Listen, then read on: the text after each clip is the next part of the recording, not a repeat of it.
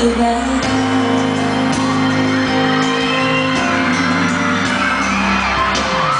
So many times when the city seems to be without a friendly face, a lonely place.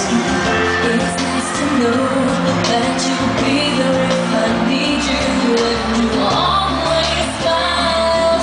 It's all worth it, and there's no getting over that rainbow. When my smallest of dreams won't come true, I can't take all the madness the world has to give, but I won't last a day without you. Touch me and I am nothing yet. Troubles seem to up and disappear. Touch me with love. I get really when you're in my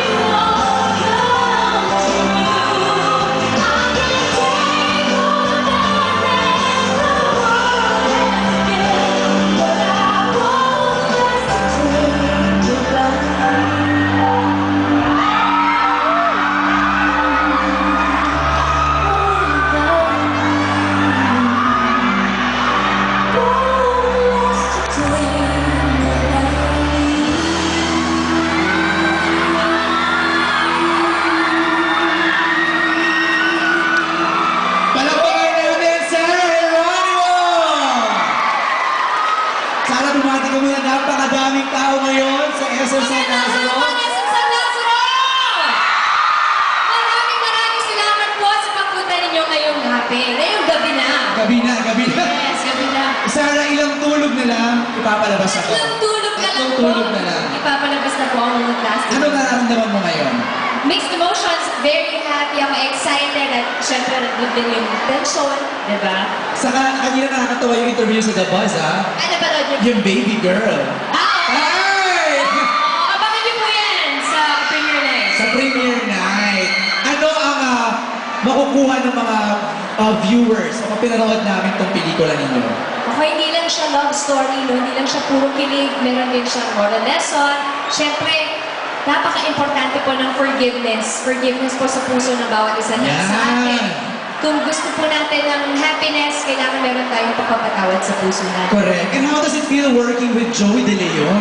Ay, it's truly an honor po na makatrabaho ang Joey De Leon. Kasi di ba veteranong-veterano na yan? Yes. Alam mo yan, di ba? Happy po kami kasi si Tito Joey very cool siya at talagang accommodating po sa amin lahat. Saka game na game, no? Game na game. Okay, tawagin na rin natin na Sarah, sina Gerald and Young JV to join us here. Sarah, kamusta? So, grabe. Hello! Palibot, palibot. Grabe. Ito na. Young JV and Gerald to join us here as we introduce the full trailer of Won't Last a Day Without You. Ito, panawarin natin.